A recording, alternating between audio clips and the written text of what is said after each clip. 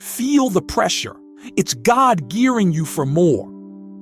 Sometimes it feels like life slows to a crawl, like God's gone quiet and you're standing still. But 1 Peter 1:6-7 reminds us, though now for a little while you may have had to suffer grief in all kinds of trials, these have come so that the proven genuineness of your faith may result in praise, glory, and honor when Jesus Christ is revealed. A.W. Tozer once said, "It is doubtful whether God can bless a man greatly until he has hurt him deeply." You're not stalled, you're in the furnace. Like gold refined in fire or Daniel in the lion's den, God's silence isn't distance, it's development.